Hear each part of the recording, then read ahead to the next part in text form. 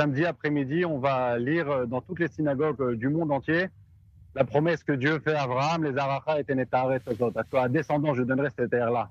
Et quand Abraham a reçu cette promesse, il était justement en Judée-Samarie, entre Shrem et Hebron. Donc évidemment que le symbole, il est là, et évidemment que c'est quelque chose à laquelle il faut bénir, puisque c'est un avancement de plus pour nous, pour le peuple juif, vers la terre d'Israël.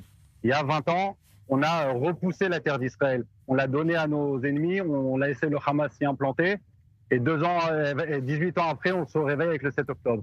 Peut-être que 2 ans après les événements du 7 octobre, on peut enfin revenir vers notre terre et réaffirmer notre engagement et notre connexion qui est historique et éternelle envers ce territoire. Donc évidemment, c'est symbolique. On est en année d'élection. Il y a des jeux, il y a un échiquier politique qui est en train de se mettre en place. Mais le fait même de pouvoir affirmer devant nos amis et devant des gens qui sont moins nos amis, pouvoir affirmer oui, la terre d'Israël est la terre de nos ancêtres et la terre sur laquelle nous allons fonder notre avenir. C'est notre terre, c'est à nous, c'est à personne d'autre. Et c'est pour ça qu'on est là. On est à Petah Tikva, qu'on est à Tel Aviv, qu'on est à Beersheba. C'est par notre droit fondamental d'exister en terre d'Israël et d'abord et surtout en Judée-Samarie. Alors justement, puisque vous replacez tout cela dans un contexte, une perspective historique, est-ce que vous pensez qu'avec ou sans les Américains, eh bien Israël va avancer, quoi qu'il en soit, vers la souveraineté? C'est quelque chose, un processus qui devient un petit peu inexorable. Alors vous savez, on est justement dans le boucle historique. En 1949, le président Truman ne voulait pas que Ben Gurion annexe la Galilée et le Negev. Et pourtant, Ben Gurion l'a fait parce que justement, c'était dans l'intérêt sécuritaire israélien. Quand l'intérêt sécuritaire israélien est en prime et que le Premier ministre israélien met l'intérêt sécuritaire israélien avant tous les autres intérêts, alors au final, nos amis et ceux autour acceptent les choix que nous faisons.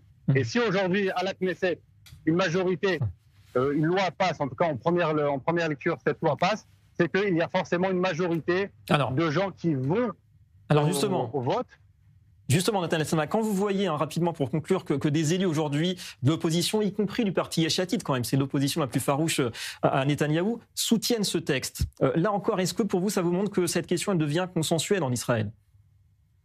Elle devient consensuelle et évidemment, on comprend qu'on le veuille ou pas, c'est dans l'intérêt israélien d'annexer la Judée-Samarie.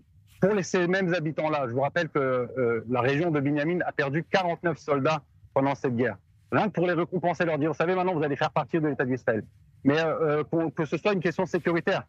Aujourd'hui, à 5 minutes de Kfar Saba, vous avez Kalkilia et vous avez des villages arabes. Et que si on n'affirme pas notre attachement et qu'on a besoin de rester là, alors on sait très bien qu'on va se réveiller dans quelques années avec pas un 7 ou un 8 octobre, avec un 80 octobre, parce que ça va être 10 fois pire que ce qu'on a pu voir malheureusement il y a 2 ans. Donc évidemment, ça fait consensus parce que notre lien, notre attachement à la terre d'Israël, il est historique et éternel.